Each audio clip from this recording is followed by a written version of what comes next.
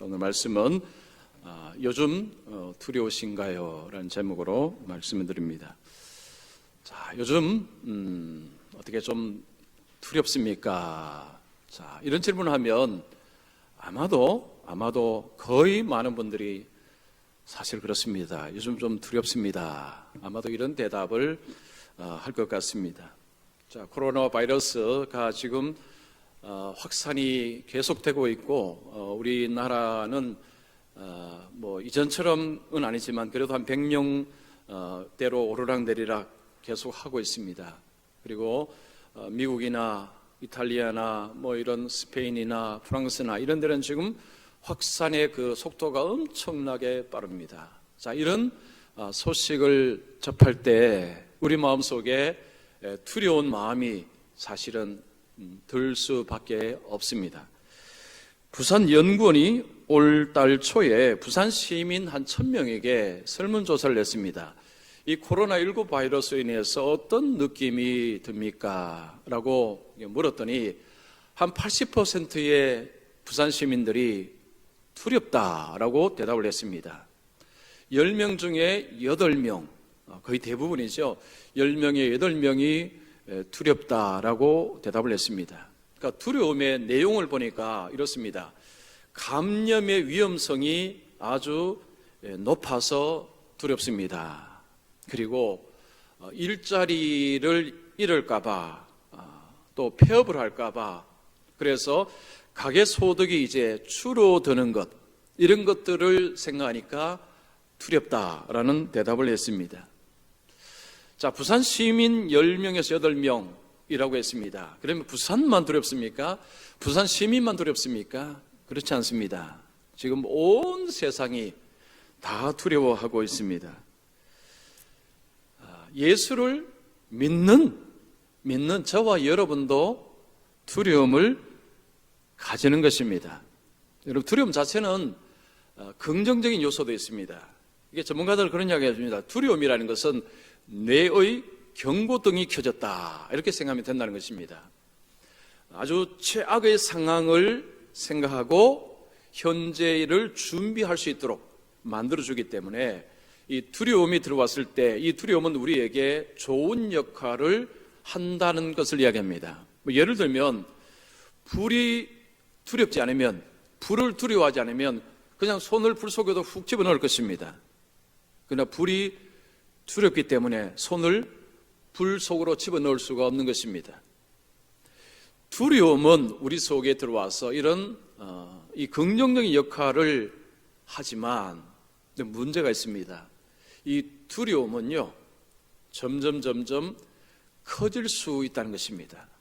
두려움이 가만히 있는, 그냥 들어오면 그 상태로 있는 것이 아니라 두려움이 우리를 장악하고 점점 커질 수도 있다는 거죠. 자, 이러면 삶에 여러 가지 문제가 발생한다고 합니다. 이 부산 시민들 중에서 어떤 사람들은 그런 대답을 했습니다. 이 두려움이 과도한 스트레스가 되어서 이 몸에 이상현상이 일어나고 있다라고 했습니다. 두려움이 커지니까 몸과 마음을 상하게 하는 이런 능력으로 지금 사람을 해치고 있다는 것입니다. 자, 두려움이 들어왔을 때는 이것은 별 문제가 아니지만 이 두려움이 점점 커지면서 우리의 삶을 장악을 하게 될 때 우리의 삶에 여러 가지로 문제를 일으키는데 특별히 신앙생활에 아주 타격을 가합니다. 그래서 우리는 지금 이 두려움이 올 수밖에 없는 이런 상황 속에서 이 두려움이 커져서 우리의 신앙에 어떤 타격을 주는지, 그러면 이 두려움이 우리를 장악하지 못하도록 하기 위해서는 어떻게 해야 되는가, 이것을 오늘 본문의 말씀을 통해서 한번 살펴보겠습니다.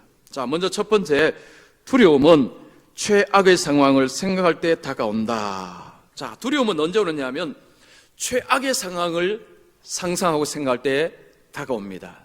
제가 앞에서 말씀드렸죠. 두려움은요, 뇌의 경고등이 켜진 것입니다. 최악의 상황을 생각하고 지금 내가 무엇을 준비해야 되는가를 준비하게 만든다고 했습니다. 그래서 두려움은요, 최악의 상황을 생각 생각하게 한다는 거죠. 즉 죄악의 생각을 함으로써 우리 속에 두려움이라는 것이 우리의 마음속에 들어온다는 것입니다. 자, 오늘 본문의 말씀을 보면 제자들이 두려움에 휩싸인 모습을 볼 수 있습니다. 자, 이 배경은 이렇습니다. 예수님께서 바닷가에서 많은 무리들을 가르치셨습니다. 날이 어두워집니다. 예수님께서 제자들에게 건너편 거라사인 지방으로 가자 하고 제자들과 함께 배를 타고 바다를 이제 건너갑니다. 예수님은 하루 종일 무리들을 가르치셨기 때문에 예수님은 상당히 피곤합니다. 예수님은 배에 오르시자 곧바로 잠에 빠져듭니다. 예수님은 주무십니다. 자, 배가 가는 가운데서 문제가 발생합니다. 광풍이 붑니다. 큰 광풍이 일어났다고 합니다. 물결이 막 솟으면서 물이 뱃속으로 들어오기 시작합니다. 제자들은 그 물이 들어오자 이제 물을 퍼내기 위해서 지금 사투를 벌리고 있는 상황 속에서 제자들이 두려움에 휩싸입니다. 자, 제자들이 두려움에 휩싸였다는 증거를 알 수 있는 것은 38절입니다. 중반절에 보시면 선생님이여 우리가 죽게 된 것을 돌보지 아니하시나이까. 제자들이 지금 큰 풍랑 속에서 물이 들어오면서 예수님을 향해서 예수님을 깨우면서 그들이 이런 말합니다. 우리가 죽게 된 것을 돌보지 아니하시나이까. 지금 제자들은 죽게 생겼다는 거죠. 큰 풍랑이 일고 배에 물이 들어오면서 그들은 마음속에 야, 이러다 죽겠구나. 이제 죽을 수도 있겠구나 라는 죽음에 대한 생각을 하기 시작한 것입니다. 자, 죽음이라는 것은 최악의 상황입니다. 지금 제자들은 지금 엄청난 풍랑 가운데서 광풍 가운데서 이제는 죽겠구나 라는 생각을 하면서 그들은 두려움에 휩싸인 것입니다. 제자들이 예수님과 배를 타고 갈 때를 처음에는 아무 일도 없었습니다. 그들이 만약에 배를 탈 때에 뭐 비가 온다든지 바람이 분다든지 했으면 배를 안 탔거나 아니면 뭔가 준비를 했겠죠. 그러나 배를 탈 때는 아무 문제가 없었습니다. 그래서 그들은 배를 탔고 그리고 항해를 했습니다. 이 갈릴리 바다는 종종 이런 돌풍이 부는 바다라고 합니다. 그렇지만 늘 그렇지는 않습니다. 근데 지금 예수님이 제자들과 함께 가는 가운데서 그 돌풍이 마침 그때 불어닥친 것입니다. 우리가 뭔가를 준비하고 있을 때 어떤 어려움이 있으면 두려움이 덜합니다. 그러나 예상치 못한 가운데서 큰 어려움이 생기면 두려움은 훨씬 커지는 것입니다. 지금 제자들은 전혀 예상치 못한 가운데서 지금 큰 광풍이 부는 가운데 배에 물이 들어오자 그들에게 덮친 두려움은 생각보다도 컸다는 것을 우리가 알 수 있습니다. 자, 지금 코로나 바이러스가 온 세상을 지금 막 뒤덮고 있습니다. 이 상황 속에서 두려움을 가지는 것은 지극히 정상이다라는 이야기를 어떤 한 정신과 의사가 했습니다. 이 정신과 의사는 이런 비유를 들었습니다. 낮 시간 동안에 운전하는 것하고 안개가 끼었거나 아니면 어두워할 때 운전을 하는 것은 다르다. 낮 시간에 운전할 때는 별로 두려움이나 불안을 느끼지 않지만 안개가 끼었거나 어두워할 때 운전할 때는 불안한 생각을 가질 수밖에 없다. 마찬가지라는 거죠. 그냥 일상적인 삶을 그냥 이렇게 자유롭게 살아갈 때에는 별로 두려움을 가지지 않습니다. 그러나 지금 코로나19 바이러스가 온 세상을 휘감고 많은 사람들이 또 목숨을 잃고 있는 이런 상황을 맞이하며 두려움을 가지는 것은 지극히 정상이다. 그래서 지금 이럴 때 두려움 갖는 것이 비정상이 아니라는 것입니다. 두려움은 너무나 정상적인 감정이라는 거죠. 자, 그런데 정신의사가 이야기하는 것이 근데 문제는 이 불안함이 커지면서 2차, 3차 문제를 일으킬 수가 있다. 그래서 이 불안, 이 두려움을 그냥 두면 안 된다. 뭐 이런 이야기를 했습니다. 그러면서 이분이 그러면 우리에게 불안을 더 두려움을 더 크게 증폭시키는 요인이 뭐냐 하니까 뉴스랍니다. 뉴스. 자, 여러분 뉴스를 보면 요즘 뉴스는 무슨 이야기 합니까? 지금 우리나라 확진자가 어제 몇 명이었습니다. 사망자가 몇 명이었습니다. 이것만 이야기해 줍니까? 저 이탈리아에 지금 확진자가 이만큼 지금 중국을 추월했습니다. 그리고 사망자도, 그리고 그 옆에 스페인, 또 프랑스, 그리고 이제는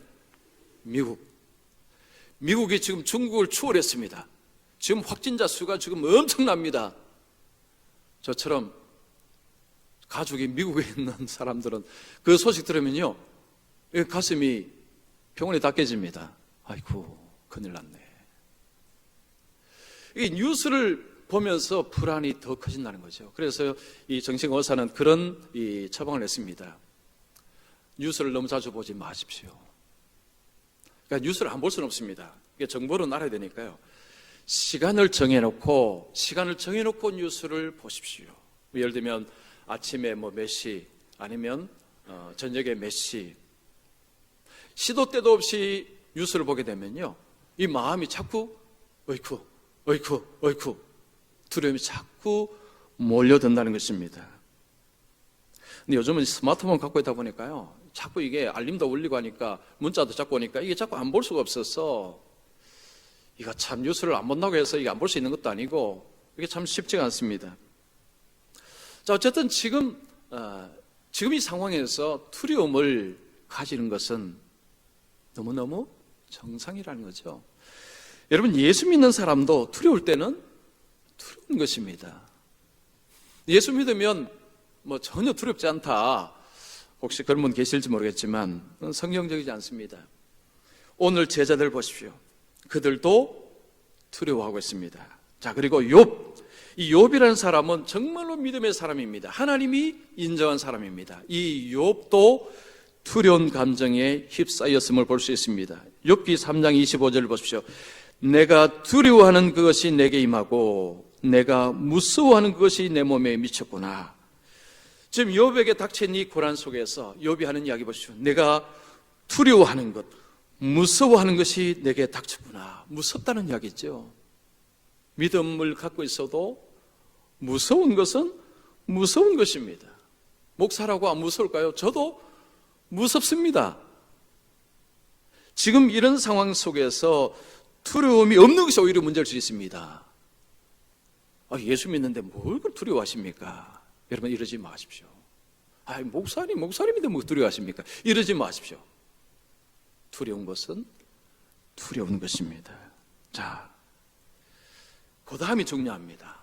이 두려움이 커질 때에 우리의 신앙에 타격을 가한다는 것을 우리가 먼저 알 필요가 있습니다. 자, 두 번째입니다. 두려움이 커질 때 예수님께 대한 불신이 생깁니다. 불신앙.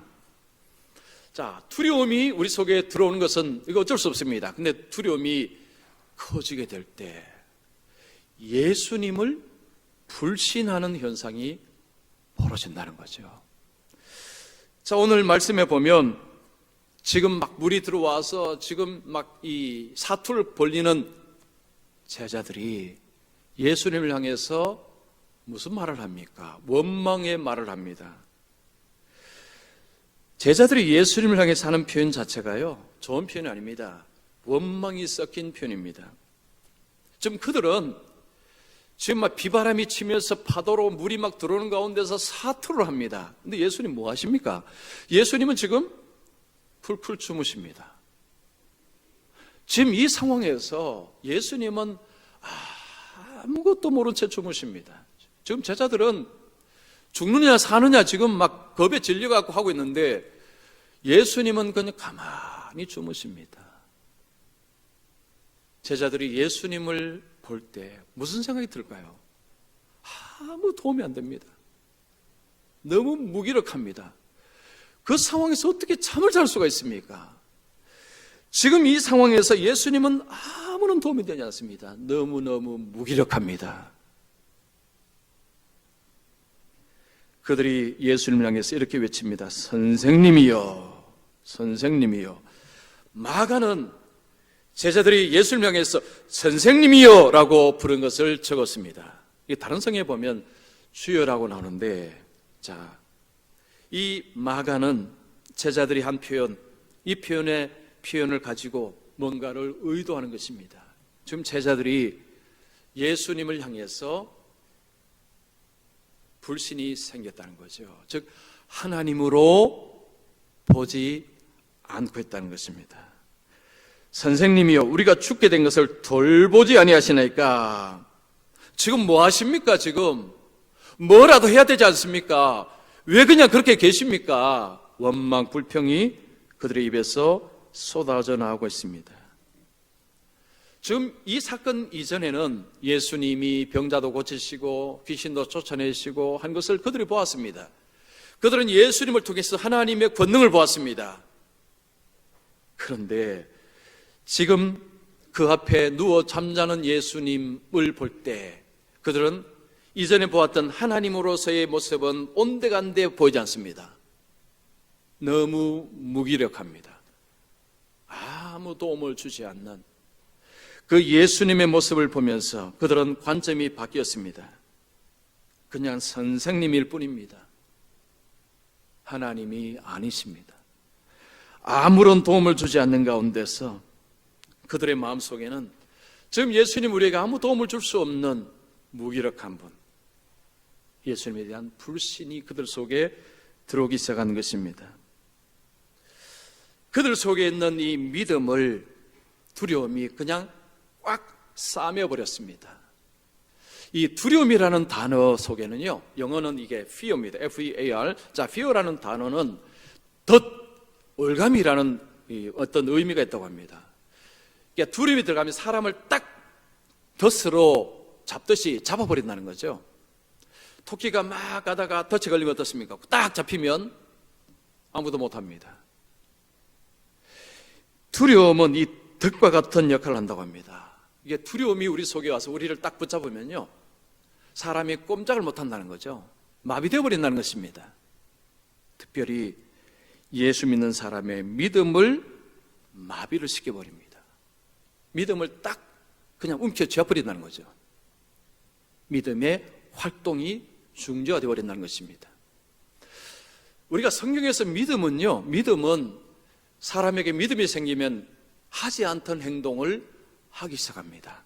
히브리서 11장을 보시면 믿음으로 사람들이 이렇게 바뀌었다라는 이야기를 합니다. 자, 아브라함을 한번 볼까요? 히브리서 11장 8절을 보십시오. 믿음으로 아브라함은 부르심을 받았을 때에 순종하여 장래 유업으로 받을 땅에 나아갈새 갈 바를 알지 못하고 나아갔으며, 아브라함이 고향에 살고 있을 때, 자, 그에게 하나님이 말씀하실 때 그가 믿음으로 순종하여 갈 바를 알지 못하고 나아갔다고 했습니다. 그가 하나님 말씀을 따라서 움직일 수 있었던 그 근원은 믿음입니다. 믿음으로 그가 고향에서 움직였다는 것입니다. 자, 모세 볼까요? 히브리서 11장 24절입니다. 믿음으로 모세는 장성하여 바로의 공주의 아들이라 칭함받기를 거절하고 도리어 하나님의 백성과 함께 고난받기를 잠시 죄악의 낙을 누리는 것보다 더 좋아하고. 자, 모세는 공주의 아들로서 편안한 삶을 살아갈 수 있었는데 그 삶을 거절했다는 거죠. 그리고 그가 선택한 것은 하나님의 백성들과 함께 고난당하는 것을 선택을 했다는 것입니다. 이런 선택을 할 수 있었던 이유는 뭐냐? 믿음으로 인해서, 그 속에 믿음으로 인해서 그는 이런 선택을 하게 되었다는 것입니다. 믿음이 들어가니까 안 가던 교회를 갑니다. 믿음이 들어가니까 안 하던 기도를 합니다. 믿음이 들어가니까 안 하던 찬송을 합니다. 믿음이 들어가니까 안 하던 봉사를 합니다. 안 하던 헌금을 합니다. 믿음은요, 우리 속에 들어오면 사람을 바꿉니다. 행동을 바꿉니다. 뭔가를 하게 합니다. 이것이 믿음입니다. 그런데 두려움이 딱 들어가면 믿음을 딱 스탑 시켜버린다는 것입니다. 행동 중지, 조용히 해, 이렇게 돼버린다는 거죠. 두려움이 휩싸일 때 믿음이 중지되고 뭐가 살아납니까? 원망, 불평, 불신이 살아나기 시작합니다. 어려움 속에서 두려움이 오자 마음속에 이런 생각들이 꼬리에 꼬리를 물고 일어납니다. 하나님 뭐 하시나? 하나님은 왜 가만히 계시지? 내 이렇게 기도하는데 왜 하나님은 아무것도 안 하시지? 하나님의 능력이 없나? 아니, 하나님은 정말 계시나? 하나님은 정말 나를 사랑하시는 건 맞는가? 이런 부정적인 생각들이 꼬리에 꼬리를 물고 계속해서 튀어나옵니다. 불신, 원망, 이것들이 서서히 본물처럼 터져 나오는 것입니다. 두려움이 우리 속에 오는 것은 어쩔 수 없습니다. 근데 두려움이 커지도록 놔두게 되면 두려움은 우리의 신앙 믿음을 중지시켜버리고 하나님을 불신하게 만들고 우리에 비해서 부정적인 말들, 원망의 말들이 자꾸 나오게 한다는 것입니다. 여러분 혹시 요즘 별로 기도도 안 하고 싶고 요즘 말씀도 별로 배우고 싶지도 않고 뭐 설교 듣는 것도 그렇고 이런 마음이 든다면 두려움이 여러분의 마음을 장악하고 있다고 하면 맞습니다. 두려움이 여러분의 마음을 장악하기 때문에 기도도 안 하고 싶고 설교도 별로 듣고 싶지도 않고 성경도 별로 보고 싶지도 않고 그런 것입니다. 그러면서 그 밑바닥에는 불신, 원망 이런 것들이 이제 조금씩 계속해서 삶을 자꾸 잠식을 하고 있는 상태라고 보면 됩니다. 두려움은 가만히 있지 않습니다. 두려움은 우리를 장악을 하기 시작합니다. 거기에 그냥 가만히 있으면요, 그대로 장악을 당하게 되면 신앙에 이런 타격을 입는다는 것을 볼 수가 있습니다. 자, 그러면 이 두려움이 우리의 삶을 장악하지 못하도록 혹시 지금 좀 그랬다면 여기서 벗어날 수 있는 비결, 자, 어떻게 하면 될까요? 세 번째입니다.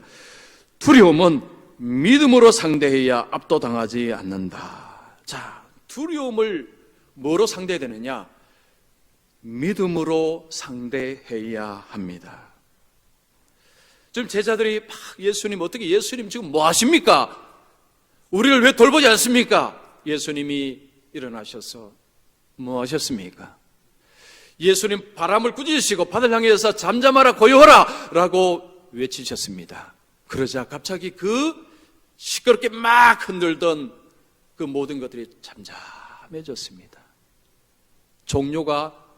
이 상황이 종료되었습니다. 그 시끄럽던 모든 소리가 잠잠해졌습니다. 그때 예수님이 제자들에게 이렇게 말씀합니다. 어찌하여 이렇게 무서워하느냐? 너희가 어찌 믿음이 없느냐? 자, 이 말씀에 우리가 주의를 기울여야 됩니다. 자, 보십시오. 어찌하여 이렇게 무서워하느냐? 너희가 어찌 믿음이 없느냐? 자, 이 표현이 이렇습니다. 너희 속에 두려움이 밀고 와서 믿음을 쫓아내버렸구나. 두려움이 너희 속에 들어와서 믿음을 쫓아내버렸구나. 이런 것입니다. 이걸 거꾸로 이야기하면 믿음이 밀고 들어와야 두려움이 쫓겨난다는 이야기죠. 이 두 가지는 같이 공존하는 것이 아닙니다. 한쪽이 밀면 다른 쪽은 밀려나는 것입니다. 그래서 이 두려움이 우리를 장악하지 못하도록 하기 위해서 믿음으로 밀어내야 된다는 거죠. 두려움의 상대는 믿음이라는 것입니다. 자, 그러면 도대체 믿음이 뭡니까? 믿음? 자, 우리는 믿음이라고 하면요, 믿습니다. 여러분, 이거 믿음이 아닙니다. 그 믿음이 아닙니다. 믿음은 제가 지난번도 말씀드렸죠. 믿음은 예수님이 누구신 줄을 믿는 것입니다. 예수님이 하나님이심을 믿는 것입니다. 예수님은 온 세상의 주인이심을 믿는 것입니다. 지금은 상황이 어떠하든지, 지금 상황이 얼마나 어렵든지 상관없이 예수님은 이 세상의 창조주이십니다. 예수님은 주권자이십니다. 이것을 고백하고 이것을 인정하는 것이 믿음입니다. 예수님께서 잠에서 깨어나자 바다를 꾸짖으시고 바다를 향해서 명령하셨습니다. 그러자 그 명령에 순종하는 것을 제자들이 보았습니다. 제자들이 마지막 절에 이런 표현을 하죠. 그들이 심히 두려워하여 서로 말하되 그가 누구이기에 바람과 바다도 순종하는가? 도대체 그가 누구냐? 예수님이 보여주셨죠. 예수님은 누구시라고요? 만물의 주인이라는 거죠. 모든 것의 주권자, 명령하면 모든 만물은 그 앞에 순종할 수밖에 없는 존재라는 것입니다. 두려움 속에서 믿음을 가진다는 것, 믿습니다! 이게 아니고요. 뭘 믿는다고요? 지금 이 상황 속에 너머의 이 모든 것의 주인은, 주권자는 예수님이십니다. 하나님이 주인이십니다. 하나님께서 이 모든 것을 통치하시는 왕이십니다. 이것을 믿는 것입니다. 자, 그런데요, 두려움 속에서 그 믿음이 잘 안 생긴다는 것이 문제죠. 그래서 두려움이 이게 무서운 것입니다. 이게 마음대로 안 됩니다. 여러분, 사람 속에는요 5만 가지 생각하는 생각이 있습니다. 그 5만 가지 생각하는 표현이 있죠. 사람은요 5만 가지 생각하고 삽니다. 생각이 너무 많아요.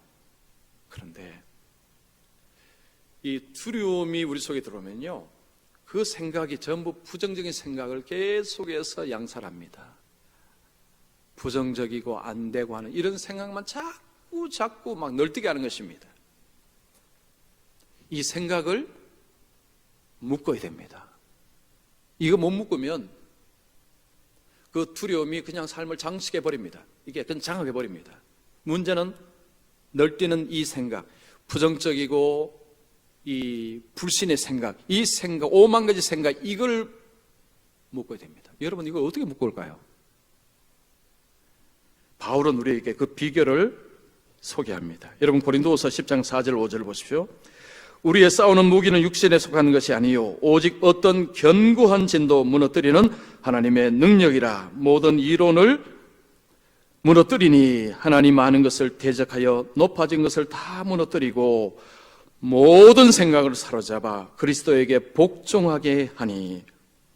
자, 바울이 고린도 교회에 편지를 쓰면서 지금 고린도 교회는요 거짓 지도자들이, 거짓 교사들이 그곳에 지금 장악을 하고 있습니다. 바울을 험담을 합니다. 바울 사도 아니야, 바울 가짜야. 그러니까 사람들이 처음에 속아 넘어갔습니다. 자, 바울이 편지를 쓰면서 지금 그들이 심어놓은 것들 때문에 지금 그들은 정상적으로 생각을 하지 않습니다. 자, 그러면서 모든 생각을 사로잡아, 이 사로잡는 것은 포로로 잡히는 것을 말합니다. 모든 생각이 포로로 사로잡아서 그리스도 앞에 딱 무릎을 꿇도록 해야 된다는 것입니다. 자, 이건 좀 쉽게 말하면 이렇습니다.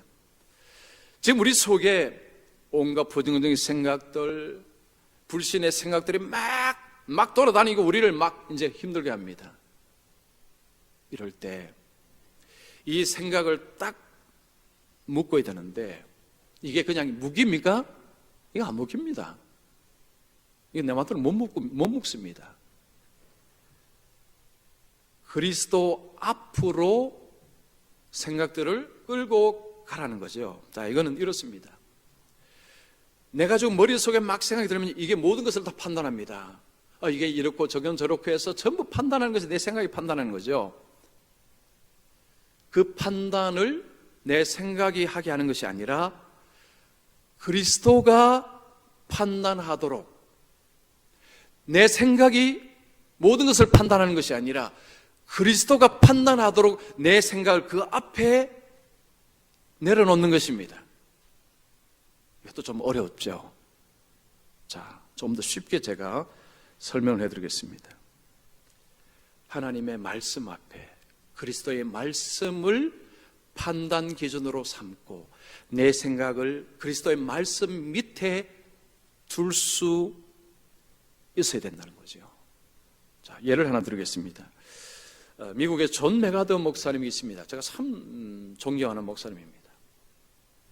자, 이분은 이렇게 미국의 전역에서 아주 말씀으로 굉장히 유명합니다. 이분은 이제 미국 라디오, 기독교 라디오를 통해서 그분의 설교가 매일매일 나갑니다.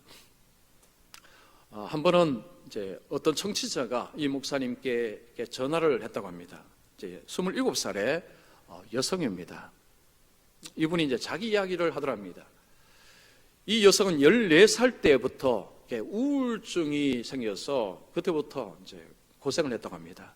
예수 믿는 가정에서 태어나지도 않고 예수 믿는 가정에서 훈련을 받은 것도 아니고 중간에 예수를 믿은 적도 없고, 자, 그런 가운데서 그냥 이렇게 우울증으로 고생하는데 15살, 16살, 17살 나이를 먹으면 먹을수록 우울증이 점점 커졌다고 합니다. 20살에 정신과에 가서 진단을 했는데 조울증 진단을 받았습니다. 근데 이 여성이요, 자살 충동도 계속 와서 너무 힘들었는데 이제 약물 치료를 하면서 자살 충동은 많이 좋아졌는데 이 우울한 그 감정은 이게 치료가 잘 되지 않았다고 합니다. 그런 가운데서 뭔가를 의지하기는 해야 되는데 예수를 믿지 않았기 때문에 의지를 할 것이 없다가 이 목사님 설교를 이제 듣게 된 것입니다. 이 목사님은 성경을 계속해서 참 이 강의를 잘하는 분입니다. 이 예수를 안 믿던 그 어떤 처녀가 뭔가 기댈 것을 찾다가 라디오를 통해서 이 목사님의 설교를 이제 들은 것입니다. 들으면서 계속 그 말씀을 계속 들었대요. 들으면서 생각이 뭔가가 정리가 되더랍니다. 자기 마음속에 우울하고 이런저런 날뛰는 생각들이 뭔가가 정리정돈이 이렇게 쭉 되기 시작하면서 그 마음속에 이런 이제 성령께서 이제 가르쳐 주신 거죠. 용서하지 못하는 마음이 지금 그녀의 마음속에 심각한 문제라는 것을 깨닫게 하고, 그래서 하나님께 하나님 내가 용서할 수 있는 마음을 주시옵소서라고 이제 구체적으로 기도도 하면서 하나님을 의지하는 그런 삶으로 이제 바뀌면서 이 여성이 우울증에서 탈출을 했습니다. 탈출을 하고 목사님께 제가 지금 3년 동안 약을 안 먹고 있습니다. 의사도 약도 할 수 없는 것을 하나님의 말씀이 해냈습니다 라고 이야기를 하면서 그녀가 뭘 했는가를 이야기했습니다. 성경 암송을 했답니다. 여러분, 이거 중요한 표현입니다. 그녀가요, 성경을 암송을 했답니다. 암송을. 이 암송을 하면서 말씀의 권능, 능력 이런 것들이 그의 삶 속에 역사를 하기 시작했다는 그런 표현을 썼습니다. 이 암송한다는 것은 입으로 이야기하는 것이고요. 여러분, 내가 듣습니다. 입으로 이야기하고요, 내가 듣습니다. 그냥 눈으로 말씀을 읽는 것하고 입으로 말씀을 읽는 것하고는요 차이가 많이 납니다. 특별히 암송을 한다는 것은 이것은 더 큰 차이를 만들어냅니다. 자, 그러면 두려움이 우리 마음속에 있을 때 여러분, 우리는 어떤 말씀으로 좀 외치면 좋을까요? 암송하면 좋을까요? 자, 여러 가지가 있는데 두 가지만 한번 적어보았습니다. 로마서 8장 37절 말씀 보십시오. 이 모든 일에 우리를 사랑하시는 이로 말미암아 우리가 넉넉히 이기느니라. 자, 마음속에 두려운 마음이 이게 들어올 때에 이 모든 일에 우리를 사랑하시는 이로 말미암아 우리가 넉넉히 이기느니라 외쳐보라는 거죠. 자기의 마음을 향해서 외치라는 것입니다. 내 머릿속에 있는 생각을 향해서 외쳐보라는 거죠. 이 모든 일에 우리를 사랑하시는 이로 말미암아 우리가 넉넉히 이기느니라. 예수 그리스도 십자가로 승리하신 그 말씀을 붙잡고 외치는 것입니다. 빌립보서 4장 6절 7절 아무것도 염려하지 말고 다만 모든 일에 기도와 간구로 너희 구할 것을 감사함으로 하나님께 아뢰라. 그리하면 모든 지각에 뛰어난 하나님의 평강이 그리스도 예수 안에서 너희 마음과 생각을 지키시리라. 자, 이 말씀은 우리가 잘 아는 말씀이죠. 여러 가지 생각이 막 우리로 하여금 두려운 마음이 들 때요, 이 말씀 암송을 나는 암송 못합니다. 암송은 만약에 못하시더라도 이런 말씀은 이게 좀 스마트폰에는 적거나 아니면 뭐 종이에 적어서요, 입으로 몇 번 읽는 것도 도움이 됩니다. 아무것도 염려하지 말고 다만 모든 일에 기도와 간구로 내 구할 것을 감사함으로 하나님께 아뢰라. 그러면 모든 지각에 뛰어난 하나님의 평강이 그리스도 예수 안에서 너희 마음과 생각을 지키시리라. 아멘. 여러분, 이거 주술 외우는 게 아닙니다. 무슨 뭐 주문 외우는 게 아니고요. 말씀은 하나님입니다. 하나님. 말씀을 우리 속에 선포한다는 것은요, 하나님의 권능을 내가 믿는다는 거죠. 믿음이 없이는 이거 못합니다. 믿음이 없이는 이거 못합니다. 이것도 믿음이 있어야 합니다. 뭐 그거 한다고 그러니까 못하는 겁니다. 믿음이 두려움을 쫓아내는데, 자, 그 믿음의 핵심은 예수님이 누구신가? 그 예수님의 말씀은 예수님입니다. 그 예수님 말씀을 우리의 생각 속으로 밀어 넣으라는 거죠. 두려움은 우리 힘으로 쫓아낼 수가 없습니다. 그렇게 쫓겨나지 않습니다. 믿음은, 두려움은 점점 커지면서 우리의 생각을 사로잡고 우리로 하여금 불신하게 만들고, 하나님 불신하게 만들고, 하나님 원망하게 만들고 우리를 바꾸어 버립니다. 이걸 어떻게 이긴다고요? 믿음으로. 믿음이 어떻게 한다고요? 예수님이 누구신가를 제대로 고백하는 것입니다. 그리고 그 예수님의 말씀을 내 생각 속에 심는 것입니다. 이식시키는 것입니다. 이것이 바로 믿음입니다. 또 이번 한 주간 여러 가지 또 소식들, 우리나라 아니면 우리나라 밖에 여러 가지 소식들, 좋지 못한 소식들이 아마도 이번 주에도 계속 들릴 것입니다. 두려운 마음이 우리 속에 들어올 것입니다. 이럴 때 믿음으로 두려움을 상대해야 됩니다. 현실에 두려움이 있어도 고난이 있어도 이 모든 주권자는 주님이시다. 주님이 주권자이시다. 주님이 통제하신다. 그 주님의 말씀을 가지고 상대하는 것입니다. 그래서 이번 한 주간 두려움 오는 것은 어찌할 수 없습니다. 그러나 두려움에 장악당하지 마시고 두려움이 왔을 때 믿음으로 두려움을 상대하셔서 두려움이 커지는 것을 막으시고 오히려 주님 안에서 주님이 붙드시는 그 은혜 속에서 주님과 함께 힘있게 걸어가시는 한 주간 되시기를 축원합니다. 우리 한번 같이